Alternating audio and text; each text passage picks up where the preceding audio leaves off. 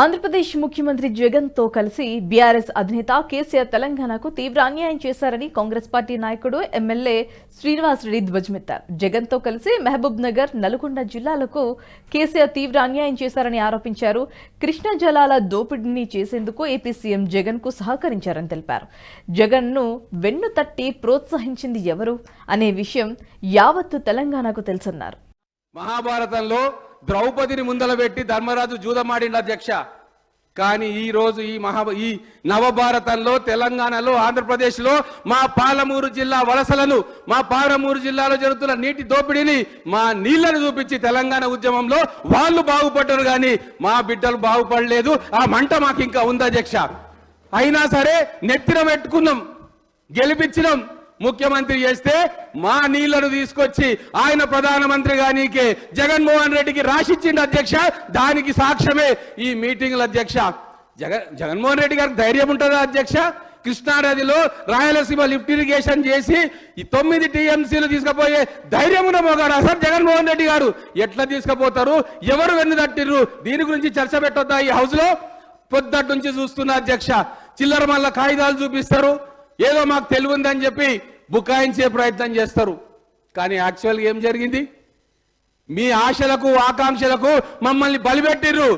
Fluoride అని చెప్పి నల్లగొండ జిల్లా ప్రజలను మభ్యపెట్టిర్రు, ఖమ్మం జిల్లా ప్రజలను మభ్యపెట్టిర్రు, మా పాలమూరు జిల్లాను మభ్యపెట్టిర్రు. ఈ రోజు కథలు చెప్తున్నారు ఈ అసెంబ్లీలో. దీన్ని అడ్డుకోవడానికి పొద్దుటి నుంచి అడుగుతా ఉన్నా, నాకు 5 నిమిషాల అవకాశం ఇవ్వని. ఇంకెక్కువ మాట్లాడాల్సిన అవసరం లేదు అధ్యక్ష. ఒక వ్యక్తి తను రాజకీయంగా ఎదగడం కోసం ఆ రోజు తెలంగాణ బిడ్డలను బలిపెడితే మళ్ళీ ముఖ్యమంత్రి అయిన తర్వాత తను ప్రధానమంత్రి కావాలి, దేశంలో చక్రం తిప్పాలని చెప్పి గుణాత్మకమైన మార్పు కావాలి, అది కావాలి, ఇది కావాలి, గోదావరిలోకి నీళ్లు పోతున్నాయి, 70,000 టీఎంసీలు పోతున్నాయి, నేను మొనగాన్ని బయలుదేరి ఆప్త ప్రాజెక్టులు కడతా అని చెప్పి కేవలం 30-40 ఎంపీ సీట్లను గెలవడానికి మా పాలమూరు ప్రజలను, మా కృష్ణానది నీళ్లను తాకట్టు పెట్టి ఈరోజు అడ్డంగా దొరికిపోయి న్యాయ విచారణలో శిక్ష పడుతుందని చెప్పి ఈ ఎల్ఓపీల ఆ సీట్లో కూడా కూర్చోవడానికి మా రేవంత్ రెడ్డి గారి కళ్ళల్లో కళ్ళు పెట్టి చూసే ధైర్యం లేక ఇంట్లో దాక్కున్న విషయం ఈ రోజు తెలంగాణ ప్రజలు గమనించారు. కిరణ్ కుమార్ రెడ్డి గారు కాదు ఇక్కడ అధ్యక్ష, రోషయ్య గారు లేరు ఇక్కడ. ముఖ్యమంత్రి పీఠం మీద కూర్చున్నది ఎవరు? మా రేవంత్ రెడ్డి గారు. వదలరు ఎవరిని. మా ఉత్తమ్ కుమార్ రెడ్డి గారు నిజాయితీ గల నాయకుడు, సైన్యంలో పనిచేసి వచ్చినోడు. ఖచ్చితంగా ఎంక్వైరీ జరుగుతుంది. ఎన్ని వేల కోట్లు ఎవరు దొబ్బిండ్రో, ఏ మెగా కాంట్రాక్ట్ల కోసం, ఇతర రాష్ట్రాల్లో పెట్టుబడుల కోసం డబ్బుల సంచులు పోయినాయో, బీహార్కు, ఉత్తరప్రదేశ్కు, జార్ఖండ్కు, తమిళనాడుకు, కర్ణాటకకు, వెస్ట్ బెంగాల్కు ఏ డబ్బుల సంచులు, డబ్బుల మూటలు పోయినాయో వాటికి మొత్తం కూడా మా కృష్ణానది నీళ్ళని తాకట్టు పెట్టి, మా గోదావరి నీళ్ళని తాకట్టు పెట్టి, మా ఆత్మనమ్మి మొత్తం తెలంగాణ ప్రజల ఆకాంక్షలను బొందబెట్టి ఈ రోజు వాళ్ళు కళ్ళబొలి మాటలు మాట్లాడుతుంటే చూస్తూ కూర్చోడానికి తెలంగాణ ఎట్టి తెలంగాణ కాదు. అందుకే మా ఖమ్మం, మా నల్లగొండ, మా పాలమూరు జిల్లా మొన్న జరిగిన ఎన్నికల్లో కర్రు వాల్చి వాత పెట్టింది అధ్యక్ష.